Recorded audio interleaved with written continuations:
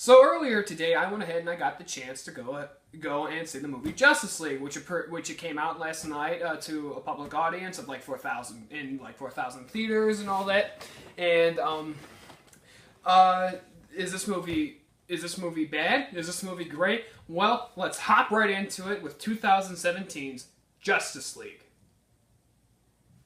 Released on November 17th of 2017 and directed by Zack Snyder, the Justice League follows Bat Vigilante known as Batman, who is attacked by this thing called a Parademon. Batman begins to suspect something's up, and well, something is up, and it's called Steppenwolf, a man who is trying to get a hold of these three things called the Mother Boxes, to which, when their power is combined, they have the power to terraform the Earth and destroy all life on it. So Batman builds a league called the Justice League to stop Steppenwolf and stop the Mother Boxes before their power is unleashed.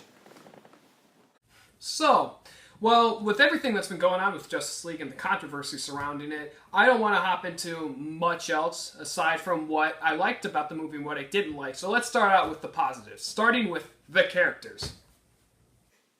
So with the characters, I absolutely love Ben Affleck as Batman. He still stands to be one of the best, if not the best, Batman yet. And we also have Gal Gadot, who is extremely fierce, beautiful, and extremely badass. She does a great job. So does Ezra Miller as the Flash. At first, I didn't know if I was going to like him, but I did. He was quirky, he was funny, he was everything I wanted him to be. And we have Ray Fisher as Cyborg. He's interesting, complex. Though we don't know that much about him right now, he is an interesting character. We also have Aquaman, played by Jason Momoa, who does a great job. He's the Macho Man. He is funny. He's got some of the funniest lines in the movie. And then we have Jim Gordon, who's such a small character in this movie, but he also does a good job. Now let's talk about, spoiler alert, Superman.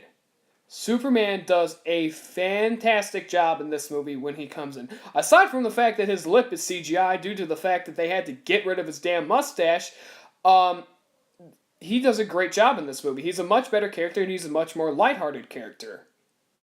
So, with great characters, that must mean that the action is fast-paced and, well, very intense. And you know what? It is. The action in this movie is very good. But with the positives of the characters and how good the characters are, and with the positives of the action and how good the action is and how intense it is, we also have a couple negatives which unfortunately fall underneath the categories of the pacing and with the villain. Though, with a great villain, we have to have the presence, which unfortunately this character lacks. He doesn't have a good presence to him. Though he has a decent look, a decent motivation, he doesn't have the threat that we need him to have. But I digress. With great characters and great action, though, but unfortunately a little bit of rushed pacing and bad villain, I'm going to give Justice League an 8 out of 10. My main thoughts on Justice League are, though it has great characters and great action, it does falter sometimes due to rushed pacing and due to a not-so-memorable villain. But aside from that, you should check this movie out. If you are a fan of DC, you will enjoy this movie. The Rotten Tomatoes score is absolute bullshit. I'm not lying there. It is completely critical and completely bullshit. But aside from that, I have nothing else to say. I hope you guys have a good day, evening, night, whatever the heck time you're watching this, and I'll see you next time.